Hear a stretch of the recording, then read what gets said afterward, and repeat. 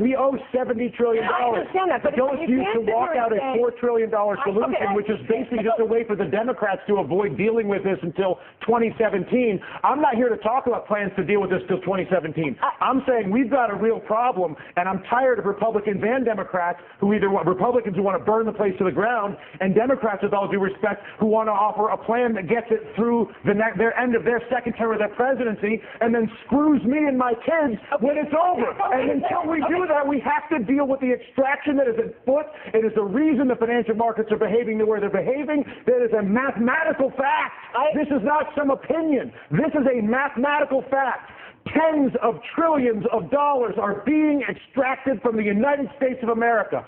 Democrats aren't doing it. Republicans are not doing it. An entire integrated system, financial system, trading system, taxing system that was created by both parties over a period of 2 decades is at work on our entire country right now. And we're sitting here arguing about whether we should do the $4 trillion plan that kicks the can down the road for the president for 2017 or burn the place to the ground, both of which are reckless, irresponsible, and stupid. And the fact of the matter is, until we actually, and I'm sorry to lose my temper, but I tell you what, I've been coming on TV for 3 years doing this.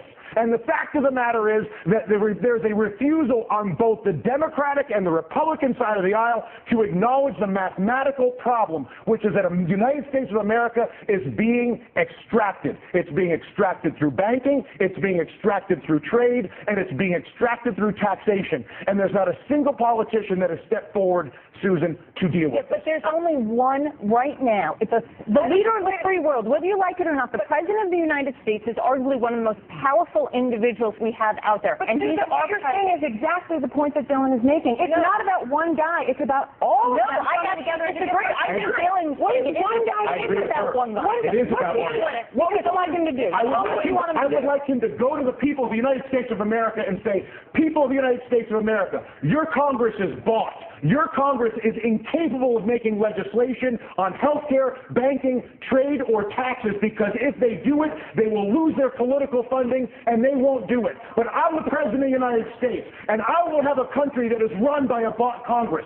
So I'm not going to work with a bought Congress and try to be Mr. Big Guy. I'm working with the bought Congress. I'm going to abandon the bought Congress like Teddy Roosevelt did, and I'm going to go to the people of the United States and I'm going to say, you've got a bought Congress.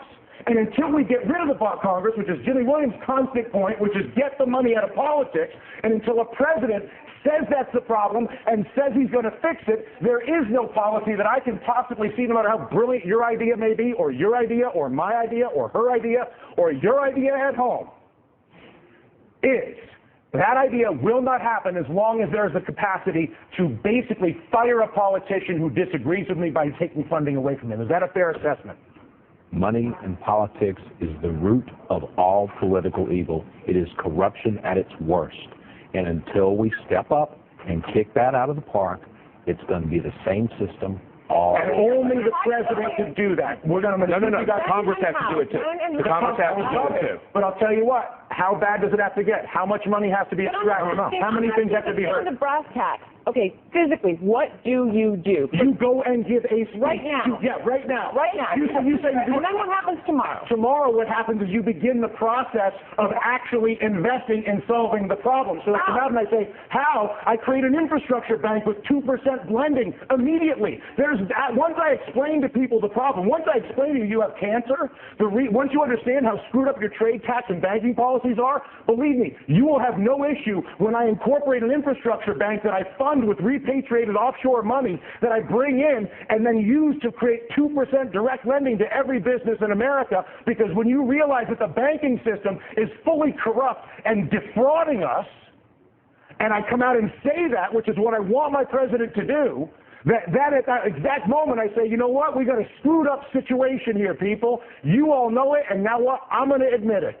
And as a result, not only have I admitted it, but we're going to begin the process of solving it like grown-ups. They did it in World War II. They did it after the Civil War. They did it in Latin America with the Brady bonds. We are not seeing it happen now. The panel stays a little more emotional than I anticipated. It worked this afternoon, but what am I going to do?